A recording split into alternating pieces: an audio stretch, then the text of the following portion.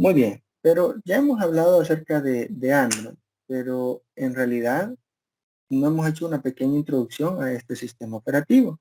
Y es que Android viene siendo hoy en día uno de los sistemas operativos mayormente utilizados en el mundo entero.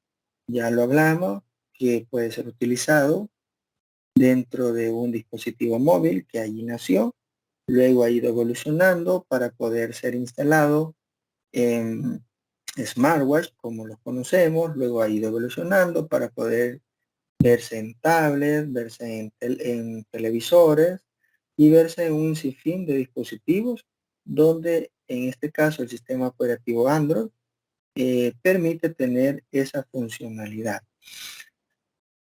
Sin embargo, también a la par tenemos lo que sería iOS, que es otro sistema operativo que maneja sus propias políticas de seguridad, maneja en todo caso su propio kernel y maneja su propio core para poder funcionar.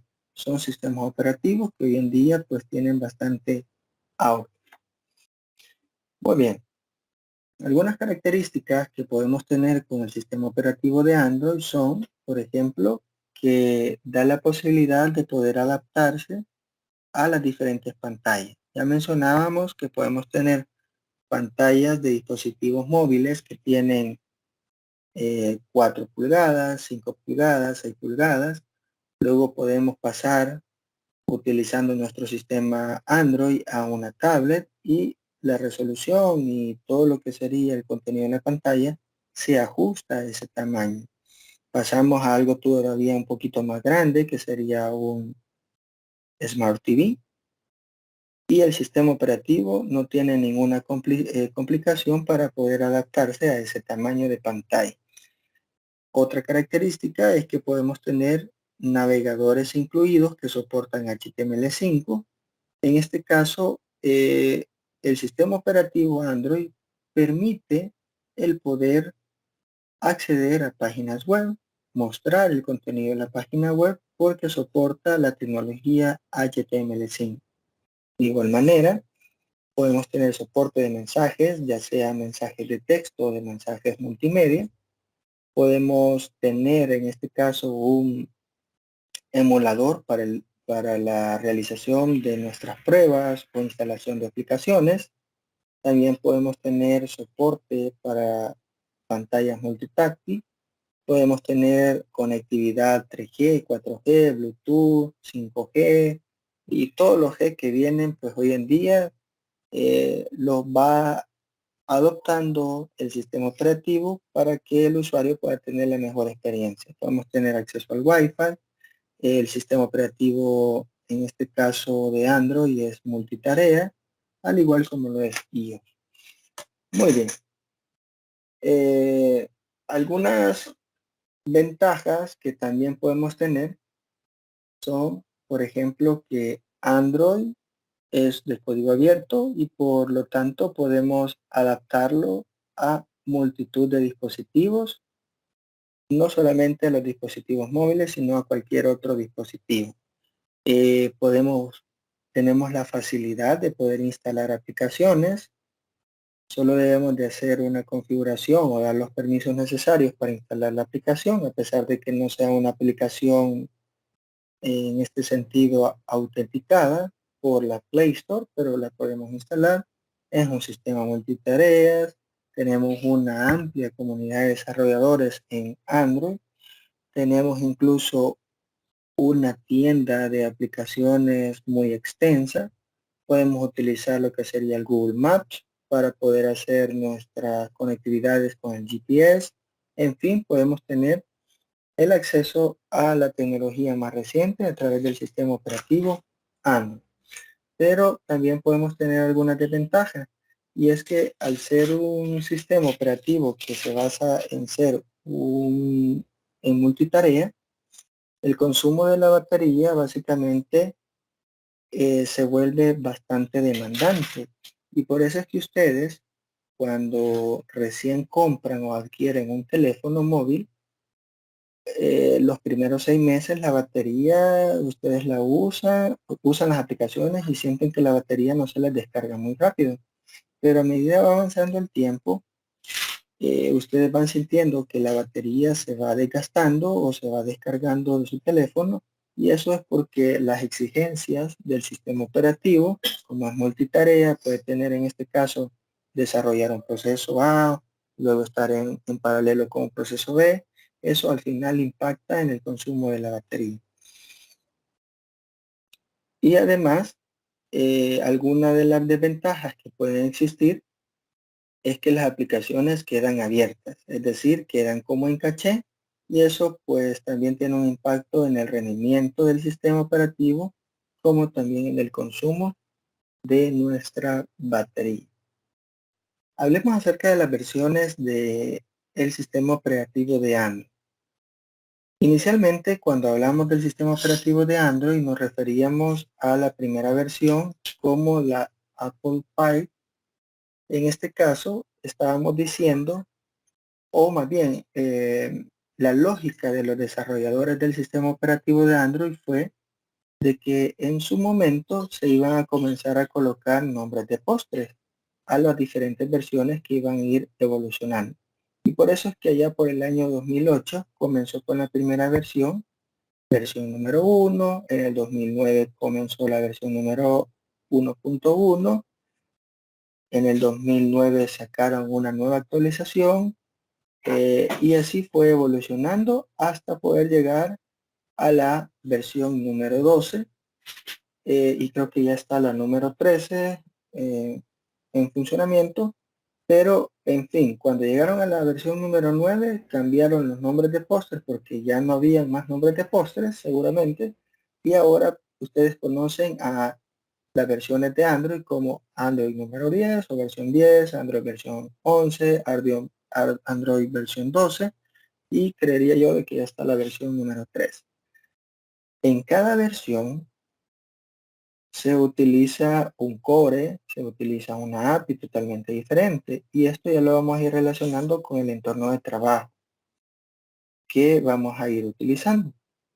En fin, la evolución de Android como tal ha sido plenamente bastante rápido porque la comunidad de desarrolladores también ha sido aumentada, y eso da también la oportunidad de tener mayores soportes y mayores pues apoyo técnico en ese sentido. Muy bien, cuando hablamos de componentes de una aplicación nos referimos a 4 términos. Recuerden esto: componentes de una aplicación o de la aplicación en sí. Nosotros nos referimos a 4 componentes principales. Nos referimos a actividades. Las actividades son lo que ustedes van a ver de ahora en adelante en el entorno de desarrollo, llamadas activities. Entonces, las actividades se resumen en pantallas. Una actividad es una pantalla, es lo que ustedes van a ver dentro de sus aplicaciones. Luego tenemos un componente que se llama servicio. Luego tenemos otro componente que se llama receptores de emisión y otro componente que son proveedores de contenido. Cada uno de estos componentes dentro de la aplicación, cuando hablamos de Android, tienen un fin específico. En el caso de las actividades, como les decía, nos van a permitir a nosotros ir creando pantalla. Una actividad, ustedes recuerden, es una pantalla, en resumidas cuentas. En el caso de servicios, nosotros vamos a tener lo que serían servicios en segundo plano, y vamos a ir utilizando alguna funcionalidad. Bueno, un ejemplo de una actividad es la aplicación de correo electrónico. Si ustedes tienen una aplicación de correo electrónico, llámese Gmail, llámese Outlook o cualquier otro correo electrónico, esa actividad, cuando ustedes le dan touch al icono de la aplicación, se abre una pantalla. y posiblemente la pantalla que está predeterminada es la bandeja de entrada de nuestros mensajitos o de nuestros correos electrónicos. Esa pantalla es una actividad. Si yo abro un correo electrónico, le hago touch o la selecciono, esa, esa acción manda a llamar seguramente a otra actividad. ¿Por qué? Porque el sistema operativo, llámese en este caso Android, llámese iOS, maneja las actividades como pantallas independientes. Es decir, de que el dispositivo o el sistema operativo está diseñado para que se vayan mostrando en todo lo que sería nuestra pantalla el funcionamiento de la aplicación. Por lo tanto, cuando yo hago touch en alguna parte o alguna sección que tiene funcionamiento de la aplicación, lo que hace es cargar una nueva pantalla o una nueva actividad. Eso es un ejemplo de poder utilizar lo que sería el componente Activity. Cuando nosotros utilicemos el componente Activity, vamos a utilizar lo que sería una subclase que se llama Activity. Ya lo vamos a ver a nivel de código. Pero recuérdense, actividad, en resumidas cuentas, es una pantalla. Muy bien. Cuando hablamos de componentes de servicio, nos referimos a nosotros a mantener en ejecución aplicaciones en segundo plano, ya sea por diversos motivos, como por ejemplo, cuando nosotros estamos haciendo la reproducción de la música. Si ustedes tienen YouTube, por ejemplo, y han pagado la suscripción que ahora pide YouTube como para poder tener en segundo plano la música, eso es posiblemente un servicio el que se está utilizando porque la aplicación, es decir, la aplicación que me permite a mí el poder tener el funcionamiento de la música en YouTube, yo la he, llamémosla así, minimizado. Y seguramente yo estoy en la utilización de otra aplicación, puede ser en una red social, pero la música sigue sonando. A eso lo podemos considerar como un servicio. Eso significa de que la actividad de esa aplicación, si ponemos de ejemplo YouTube, no es más que se ha ocultado la aplicación o la parte de la pantalla, pero no se ha perdido el momento de la música. Eso quiere decir de que se está utilizando un servicio en segundo plano para que siga funcionando nuestra aplicación de música. Son cosas bien diferentes. Actividad y servicios son cosas bien diferentes. En los servicios nosotros podemos tener servicios que son anidados, que nos permiten seguir siendo ejecutados hasta que finaliza lo que sería su trabajo. Podemos tener incluso la sincronización de datos en segundo plano o el ejemplo de la música que estamos poniendo para poder ir escuchando la música, sincronizar la música y estarse escuchando. Eso lo podemos hacer como servicios iniciados, es decir, de que el servicio fue iniciado a través de una acción como tal. Pero también tenemos servicios enlazados y estos servicios nos van a permitir a nosotros brindar una API hacia otro proceso. Eso quiere decir de que yo puedo tener la dependencia de un servicio hacia una API o hacia, en este caso, otra aplicación.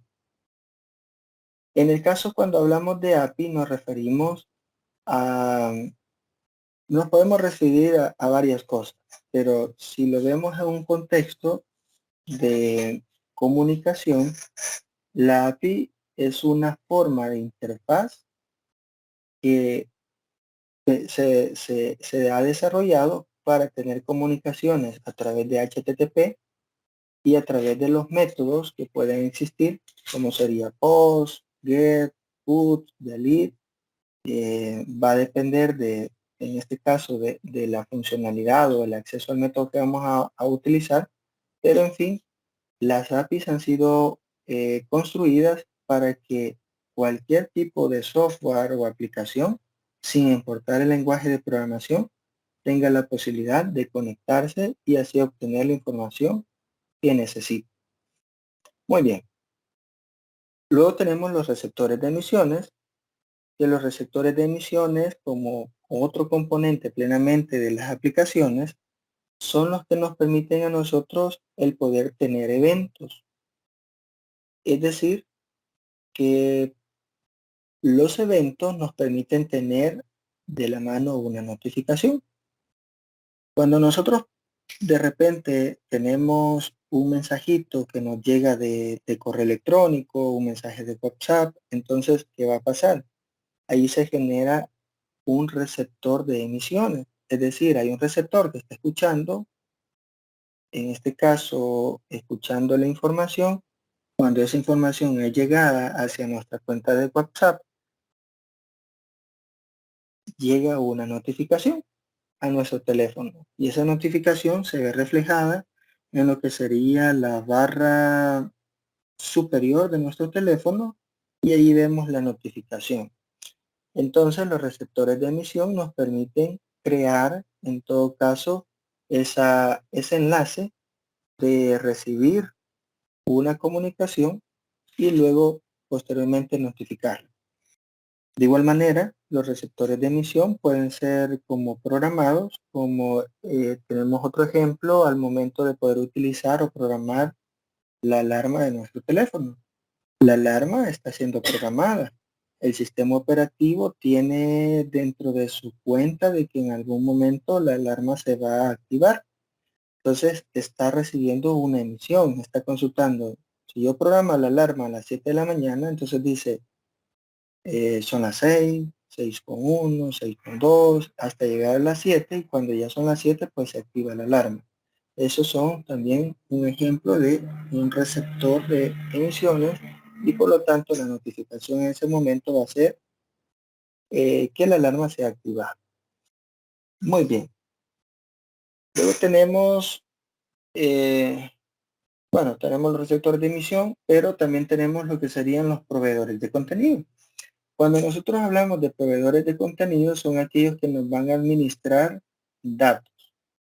En este sentido, podríamos tener lo que sería SQLite, que nos permite a nosotros el poder almacenar información, que dentro de las unidades de estudio también vamos a tener como una parte, un enfoque de utilización.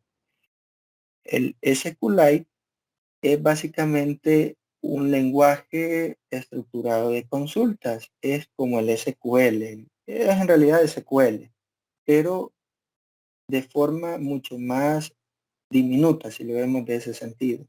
Porque la información se almacena o la base de datos se almacena directamente en la memoria de nuestro teléfono.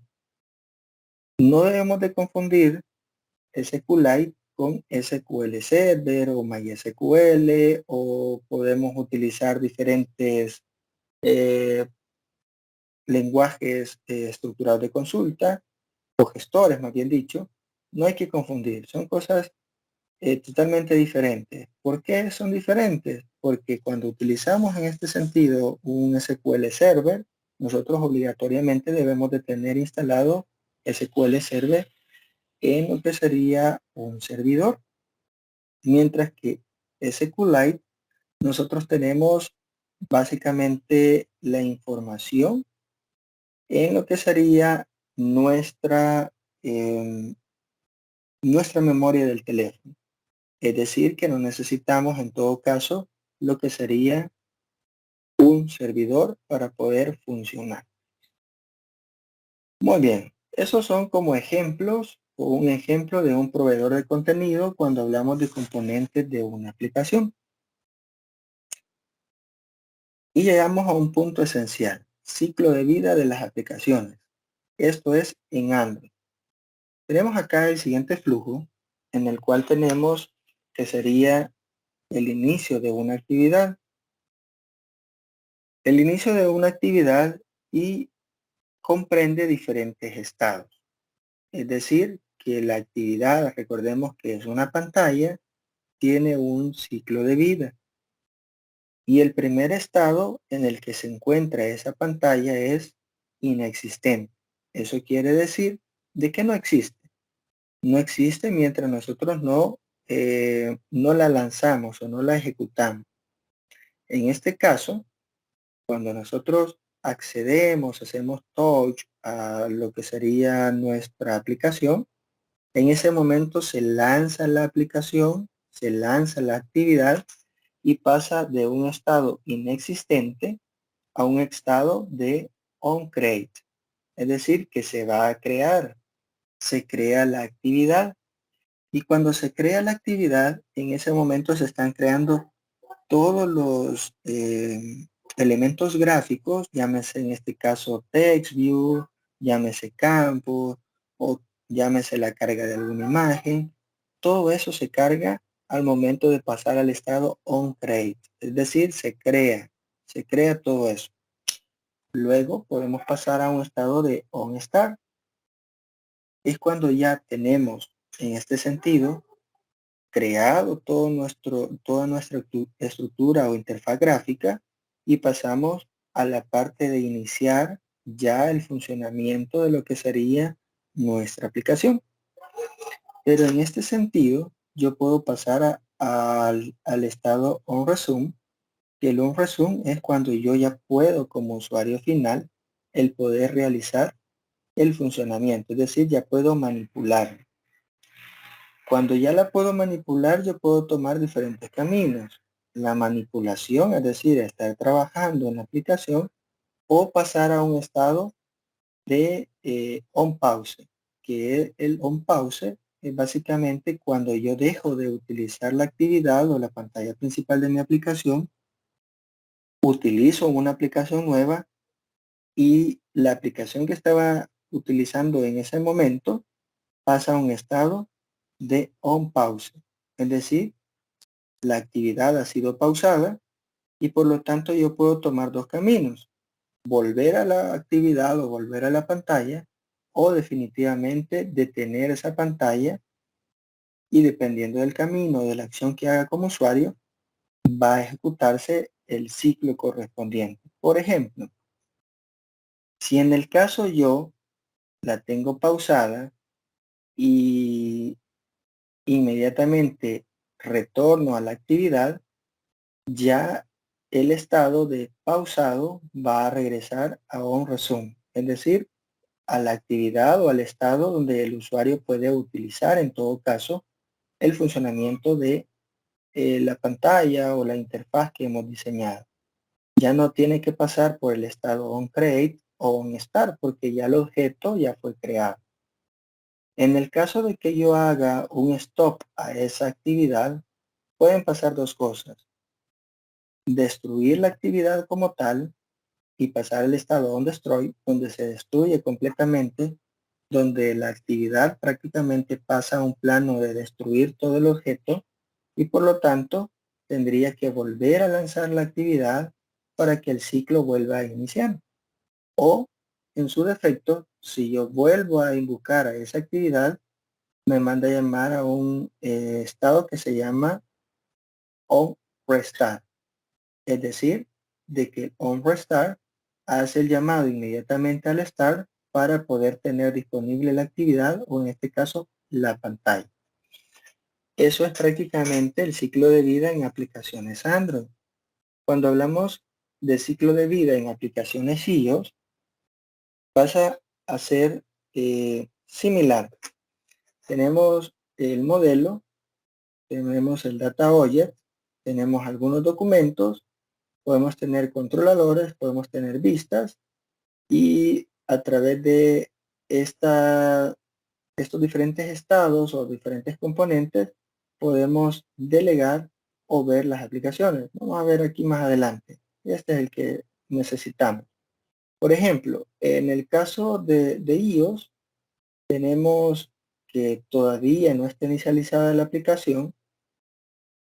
Cuando se inicializa pasa a inactivo aquí se hace el launch o la ejecución de nuestra pantalla y directamente como estaba inactivo pasa al estado de activo.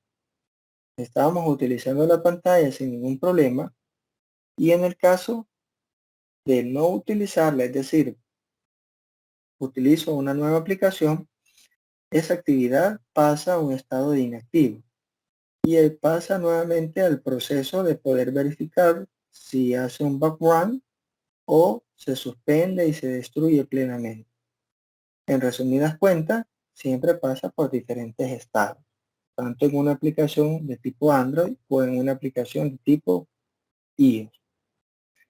Muy bien, un concepto que ustedes van a ver dentro de sus prácticas, o más bien un archivo que ustedes van a ver dentro de sus prácticas, va a haber un archivo que se llama el archivo de manifiesto, o también conocido como Android manifest.xml. En el archivo de manifiesto nosotros podemos configurar el funcionamiento de nuestra aplicación. En este sentido, podemos decir cuáles son los permisos que vamos a solicitar en un determinado momento. Podemos decir o indicar qué tipo de hardware vamos a utilizar. O si, por ejemplo, el hardware que necesitamos dentro de nuestra aplicación debe de ser requerido para el funcionamiento de la aplicación o de no ser requerido si la aplicación va a funcionar. Eso quiere decir que el archivo de manifiesto nos permite realizar la configuración incluso de cuál va a ser la actividad o la pantalla que se va a ejecutar al momento de iniciar nuestra aplicación. ¿Qué más podemos hacer en el archivo de manifiesto? Podemos declarar, por ejemplo, cuál va a ser el API mínimo requerida para poder funcionar nuestra aplicación.